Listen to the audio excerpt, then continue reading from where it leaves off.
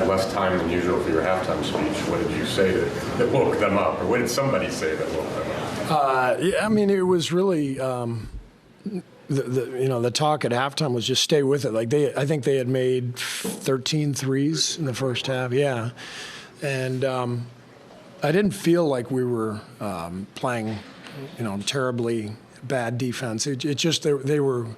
They didn't feel us enough. We had to get more physical and get more into the ball.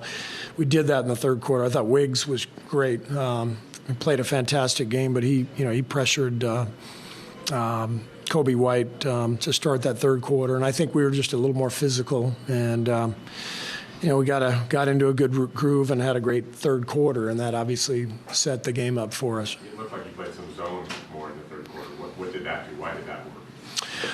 Yeah, we mixed it up. We played a few different zones and just tried to take them out of their offensive rhythm. They scored 75 points in the first half, so we had to try something and, a little box and one, a little, 3-2, just try to, that's kind of what you have to do in the NBA these days. It's so hard to guard. Everybody shoots threes, the slightest bit of contact, and it's 2 free throws. And so it's almost like college now in some ways where you try to mix and match defenses and keep teams off balance a little bit because it's virtually impossible to defend at a high level. It's just the way the game is set up. Speaking of Wiggins, you said a while back that you were hesitant to go back to the Wiggins-Kuminga pairing. Mm-hmm. You closed with them today. What did you like about what you saw from them today? Well, I think putting them with Dario helped spread the floor, and I thought both J.K. and Wiggs were just playing such great games that you got to throw them out there. They're 2 of our best players tonight, and I thought J.K. it was maybe the best game he's played, not just because he made 4 threes, but his spirit, his energy. He seemed right. He seemed comfortable. The whole group, the whole team was just committed to, let's go out and win. And very, very proud of them. They've taken a lot of heat. We've all taken a lot of heat, this past week, deservedly so. But this is what you do. As a pro, a lot of these guys are champions. You got to respond, and they did tonight. How much of that energy and commitment is connected to the way the last week? From the fourth quarter of Denver through the Pistons game and the last 2 games, it's been about as bad a stretch as you've had all year. It was the worst stretch. These last 3 games, the Detroit game, we didn't play well either. But I think we got off track. Emotionally, spiritually, the last couple games. Our fans could feel it. We got booed for the first time since I've been here in 10 years. And as I said, both nights we deserved it because our energy and our competitive spirit was not there. And we found that again tonight. What did you think of what Clay did? Clay was brilliant. He just, set the tone, hitting those 2 threes to start the third quarter, and they took the immediate timeout. And more importantly, all of the assists, he had 6 of them. He kept finding Trace on the dives to the rim because they were, coming out to cover Clay because he was hot. And when he keeps it simple like that and just shoots when he's open and keeps moving the ball, that's when he's at his best. And we had 5 turnovers for the game. That's Raymond just said low in franchise history. Kind of crazy, 39 assists, 5 turnovers, and it's still a game down the stretch. But like I said, this is the NBA. Everybody's scoring. If one team, you saw it last night, one team makes threes, the other team doesn't, somebody loses by 50.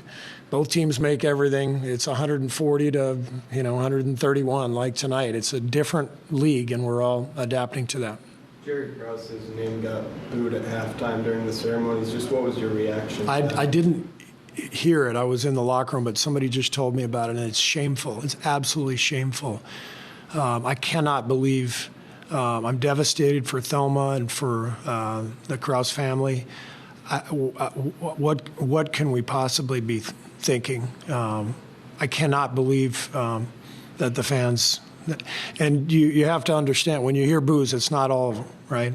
So the fans who booed, they know who they are, and that's to me, it's absolutely shameful, and I'm devastated by that because it's just what are we doing? You know, whether you know people liked Jerry or not, whether they disagreed with the decision to move on from the whatever the. I mean, we're here to celebrate that team. Jerry did an amazing job building that team. Tonight was, and last night was all about the joy and the love that team shared with the city. And I'm so disappointed in the fans. And I want to be specific because there were lots of fans, I'm sure, who did not boo. But those who booed, they should be ashamed.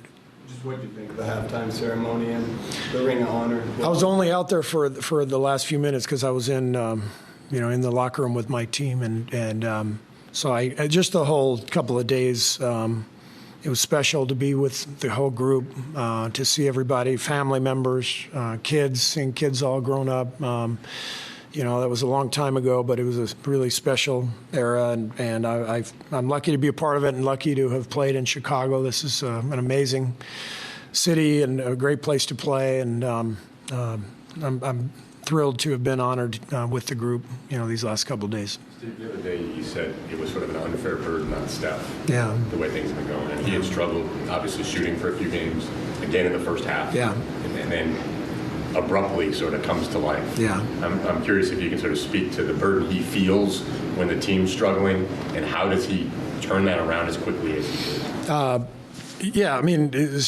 I think one of Steph's superpowers is in the middle of an off night. He can just ignite so quickly, and that takes the deepest level of confidence that's possible, and that's what he has. So, he took over kind of mid-fourth, during that cold night, and but it's who he is. It's what makes him special. Thank you.